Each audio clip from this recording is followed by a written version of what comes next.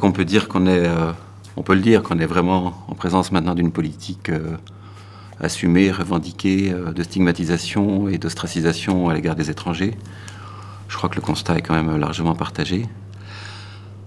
Ce qu'on peut voir aussi assez facilement, c'est que cette politique, elle passe d'abord et avant tout par 1001 discours.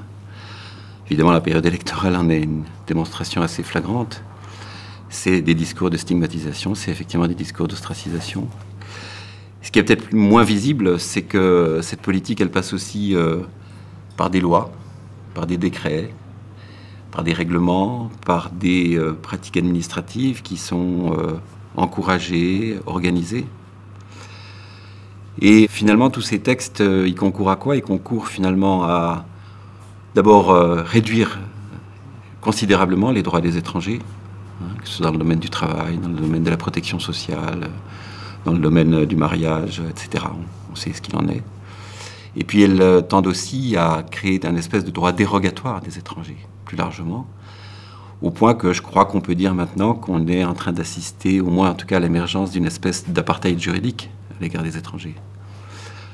Il y a deux manifestations plus importantes de cette politique qui sont, pour cette raison, plus préoccupantes aussi. Et c'est celle que je voudrais aborder. Il y a d'abord cette dimension de pénalisation des étrangers qui me paraît essentielle. C'est-à-dire le fait que finalement les étrangers sont désignés à travers une politique pénale spécifique, à travers un accroissement même des incriminations pénales, sont désignés comme véritablement les sujets d'une politique pénale qui aurait comme objectif, non pas tellement d'ailleurs de les punir, parce qu'en réalité, tout notre droit pénal est en train d'évoluer considérablement. C'est de moins en moins un droit de la punition, un droit de la sanction. C'est de plus en plus un droit de l'exclusion qui est fondé sur la dangerosité et non plus sur la culpabilité. Et à cet égard, la situation des étrangers est vraiment emblématique. Visiblement, ce qui est à l'œuvre dans ce droit pénal des étrangers, c'est véritablement l'idée de les installer comme représentatifs de ce qui menace la société. Et que pour cette raison, on cherche à pénaliser, et en les pénalisant, à les exclure. La manifestation la plus évidente de cette politique pénale, c'est la pénalisation du séjour irrégulier, qui est quand même assez extraordinaire, puisque, au fond, qu'est-ce que c'est? C'est infliger une sanction pénale à quelqu'un parce qu'il est né là-bas au lieu d'être né ici, et parce qu'il est venu ici au lieu de rester là-bas. C'est rien d'autre. Et pour cette raison, on inflige des sanctions pénales, des peines d'emprisonnement, qui sont évidemment appliquées, qui sont exécutées, mais qui ont en plus aussi une autre dimension. C'est des peines qui ont pour fonction, très clairement, de maintenir la population étrangère sous pression. Sous pression, pourquoi? D'abord parce qu'à travers la pénalisation, évidemment, on est menacé d'une sanction pénale, d'une peine d'emprisonnement, mais aussi et surtout parce que cette procédure pénale, qui est fondée sur la pénalisation du séjour irrégulier, elle est aussi l'antichambre de la politique d'expulsion. Et c'est cette deuxième dimension que je voudrais aborder, qui est celle de l'enfermement, non plus pénal, mais de l'enfermement administratif des étrangers dans le cadre des politiques dites d'éloignement, comme le mot est joli. Les politiques d'éloignement, c'est quoi? C'est maintenir des étrangers dans les zones d'attente lorsqu'on ne veut pas les accueillir en France, et c'est aussi les placer dans des centres de rétention lorsqu'on veut les expulser. Et là, c'est un enfermement administratif, c'est plus un enfermement pénal. Et cet enfermement administratif, il tend à devenir de plus en plus généralisé, j'allais presque dire industrialisé. On en voit la manifestation à travers la multiplication des centres de rétention, l'augmentation de leur capacité d'hébergement, et tout se passe comme si, finalement, ces centres de rétention étaient de véritables prisons. Il y a une jolie expression qui dit un centre de rétention, c'est une prison avec le téléphone en plus.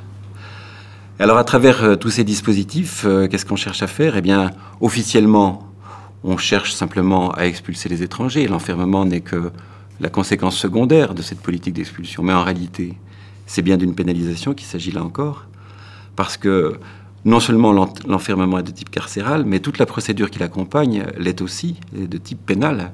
Il y a l'interpellation dans la rue par les services de police, il y a le placement en garde à vue, il y a le fourgon cellulaire, il y a les menottes. Il y a tout ce qui concourt, en fait, à faire de cet enfermement administratif, en réalité, un autre instrument de la pénalisation des étrangers, à des fins de pénalisation, et puis aussi de dissuasion, qui est d'ailleurs une dimension classique de la peine. Le message, c'est « ne venez pas en France, sinon vous savez ce que vous risquez ».